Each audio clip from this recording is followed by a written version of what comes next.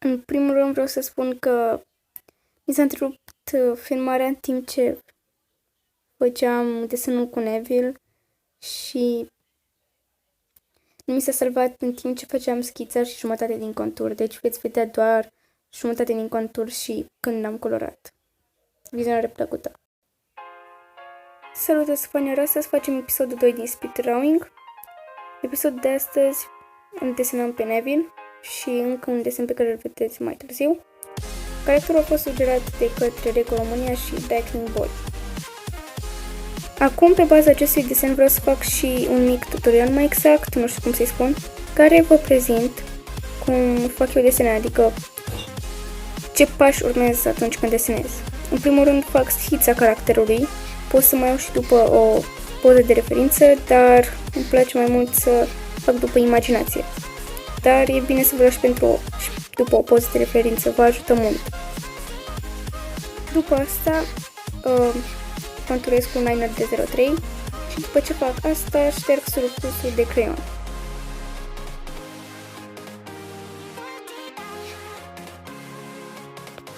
După ce am făcut asta, o să colorăm cu watercolors de la Faber-Castell, cel puțin așa sunt cele pe care le am eu, nu sunt nici cele mai bune, dar nici cele mai proaste. Dau cu șervețelul pentru că, cum puteți vedea, sunt watercolor și nu vreau să fie prea multă apă acolo. Și având în vedere că este baza, nu trebuie să fie nici foarte accentuată.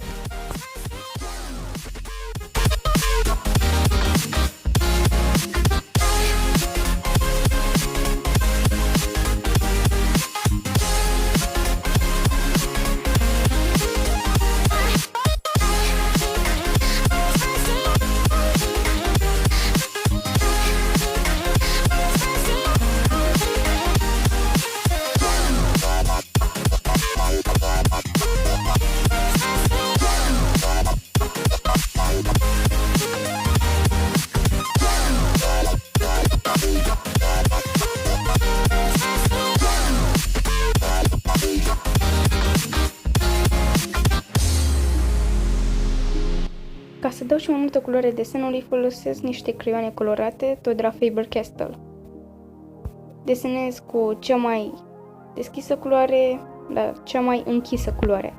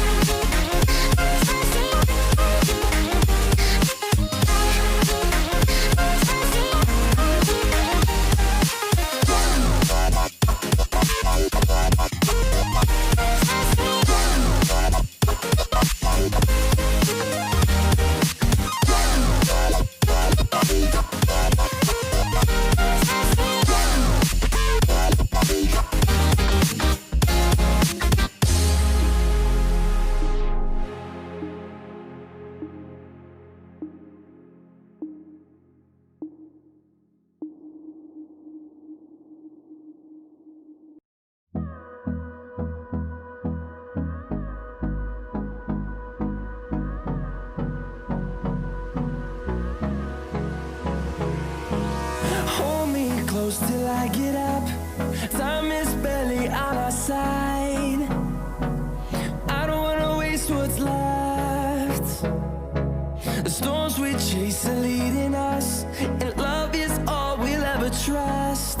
Yeah, no, I don't wanna waste what's left. And on we'll go, through the wastelands, through the highways, till my shadow turns to sun rays. And on we'll go, through the wastelands, through the highways, and on we'll go. Aparent Zin are noroc și de data asta, deoarece încă un personaj sugerat de el este pus într-un episod de speed drawing, acesta fiind Mordecai. De data asta am luat o poză de referință pentru desenul cu Mordecai. Am vrut să fie ceva obișnuit, adică Mordecai obișnuit. N-am vrut să-i fac un fanart sau ceva de genul. Finding life along the way, melodies we haven't played. No, I don't want no rest. Echoing around these walls, fighting to create a song. I don't wanna miss a beat. And on we'll go, through the wastelands, through the highways, till my shadow turns to sun rays. And on we'll go, through the wastelands, through the highways, and on we'll go.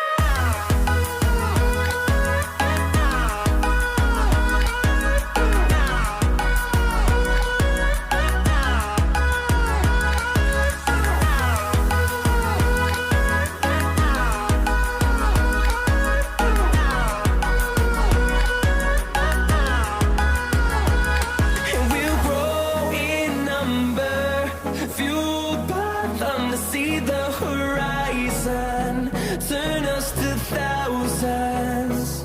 And we'll grow in number, fueled by them to see the horizon, turn us to thousands.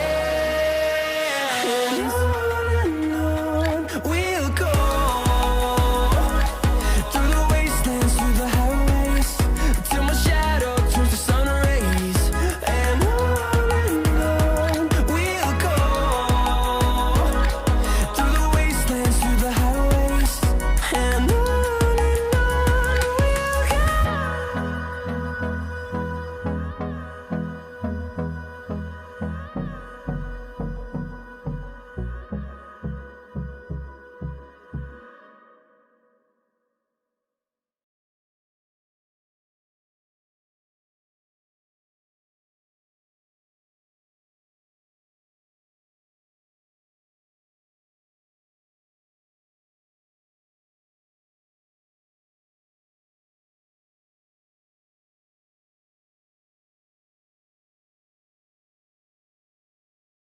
Acum, anunțul de la sfârșit este legat de un viitor episod pe care o să-l fac în viitorul apropiat, cel mai probabil în câteva săptămâni. Depinde de voi, deoarece vreau să recreez desenele abonaților. Ați auzit bine. Și nu este o idee originală, normal, numai că e un challenge și nu pot să spun că aș copia pe cineva în cazul acesta. Așa că, în caz că vreți să-mi trimiteți vreun desen, puteți să-mi trimiteți ori pe Discord, ori pe Instagram. Orice desen vreți voi, numai să fie al vostru desenul. Eu am fost Fan și noi ne revedem data viitoare.